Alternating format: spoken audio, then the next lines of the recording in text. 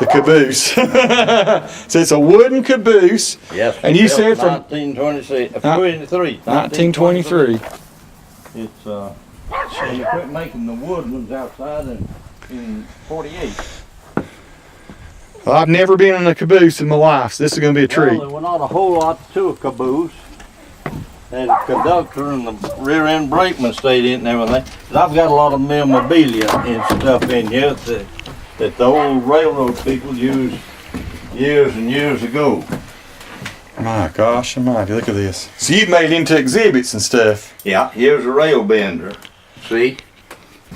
Here's a hole puncher.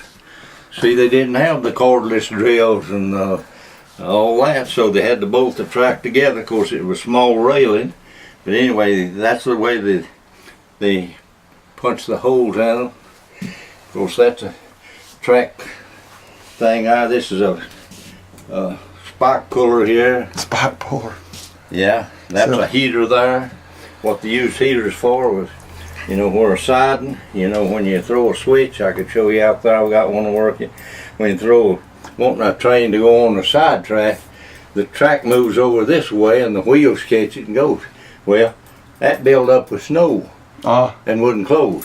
So they put a heater on it. Put one of them heaters in there, put kerosene in it, and light the wick there on top. And I'd never thought of that being a problem, but I can see how it would be. Yeah. Lord have mercy, look at all this. There's an old light. Yeah. Was that like the kind that go on the front of a train? That was that's the one that went on what they call the tender. Right on the old steam engines, right behind the steam engine was a coal car, and they called them tenders. It stayed with the engine all the time, and that was on the back of it. Wow. That's a coal tender line. Now is this is this a place there might have been a bed in the old days? Is that what this No, was? not in the old days. In the old days, these are toolboxes. Toolboxes. They carried the tools in. Tools were in the caboose. Tools, yeah. Did they stay? Did they have After bunks? they got the diesels, they did have some of these pads that they throwed down and slept on and so forth. But the conductor always set up here when the train is moving in the old steam days, and there's a windshield outside there, and them windows slide backward and forward. He was responsible for watching the train to see if any bearings went out or anything. See, they didn't have the self-sealed bearings back then. They had just regular old bearings and brass bearings, and they had to keep oil in it. If one failed to run out of oil or somebody failed to put some in it, it'd get what they called a hot box, and it'd freeze up and lock the wheel. Wow, you've got stuff.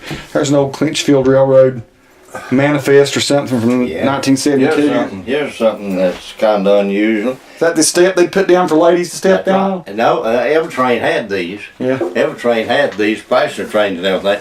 But what's the different and unique about this thing? See this right here? Yeah. This is factory too. What they do is come in here, if you stop saying spruce pine and there's snowing or sleeting, Yeah. they'd run in here and take the little shovel there and get some hot coals and put it right in there. There's a stove here. Right, and that'd keep that from freezing. So it wouldn't be slick on top. And so you actually could burn a fire inside the caboose back here. You had some coal. Had this stove. Yeah. It looks like it even got a lavatory, a sink or They something did there. later on. That's more or less a little bit later on, but yeah.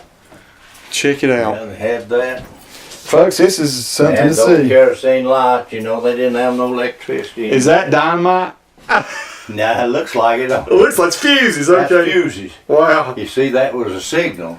Yeah. You see, if say this train broke down or had to stop for some reason for track repair or something, and there's another train, see, they didn't have the cordless telephones and all this stuff, so they take one of them down the track and stick it in one of the ties, and it would burn for like 15 or 20 minutes or something. If a train saw that, it was a signal to stop, so they tell them. Yeah. Well, I can see you could spend many, many hours in here learning about the past, all these old lanterns and stuff. And them lanterns, that was the signaling back then at night. See, they didn't like to say, you couldn't speak to the engineer from the back here. You had to signal him by light. Calvin, do you mind me asking how old you are? I don't give. I don't. I said, I mean, how old are you? How long have you been around? Well, I've been around 84 years. 84 years. Yes. Well, you're sharp as a tack. I guess what I'm wondering is, how does one acquire all this knowledge? I mean, did you have to hunt people down to ask them? You couldn't have known all this stuff. No, I didn't know. People just told me and helped me. People have been awful nice, wonderful to me. How many people come here and visit? A lot through the summertime. Do they? Do you ever charge admission for it? No, I've never charged admission. Well, yes, I do tell them I charge. Yeah. My charge is you come back and see me. Well, no money. No money. What is that now? It's like that is what they call a reed. That was used in the spruce pine depot down there. What they did, there again, see, had no correspondence between the depot agent and the train. So what he'd do, they did have a phone line and teletype at that time, and they would send orders like from Irvin down there to Spruce Pine that a coal train was coming up the mountain, and he's supposed to, this southbound train is supposed to get on the siding by 10 o'clock that day. And he was coming through like 9 or 9:30 or something. So he'd type them orders up and stick them right there, and he'd go out to save stopping them old steam engines and having to start all over, especially big load and everything. He'd go out like this, and the engineer and the fireman, one of them, stick his arm out? Brakeman stick his arm out and grab this, pull all orders off of it and throw it on the ground, and the depot agent go up and get it and use it and use it and use it. So it was like the train never have to stop. They just... Train never stopped. Just stick their arm out and stick it over it. That's right. That is cool. And this is a little later model here now. This is a two-man. You see there's two handles on this. This is a two-man drill. Really? They used to punch holes, and they used to punch holes. So they drill holes into the rails. Into the rails. Put them together. And two men have to spin it to get it going fast enough or hard enough power, and it would. Enough power, see. But it was easier than punching a hole with the other thing. That's right. That's right. And that's a steam whistle there. Wow. Yep. Sure enough. And a lot of other things. Smudge pots. These smudge pots, they was used for light. Like little lamps? They won't blow out. Yeah, there's a lamp. There's that wicks right here.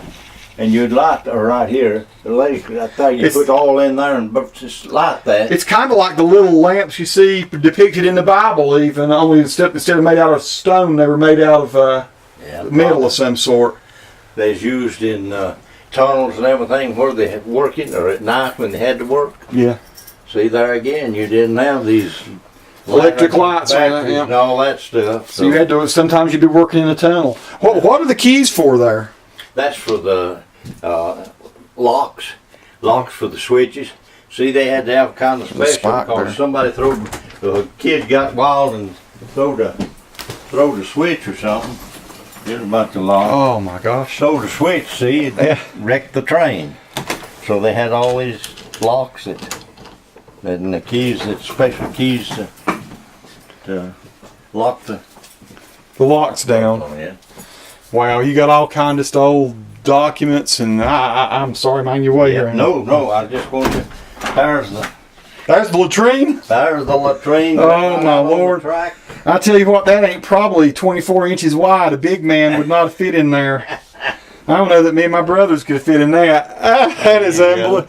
Calvin, this has been amazing. This is something else. I'm going to get a little bit more of the exterior here too. So 1923. 1923. And then he's got additional buildings, and Lord only knows what he's got here. I see another John Deere tractor. Yep, so that's a 1936, but that's a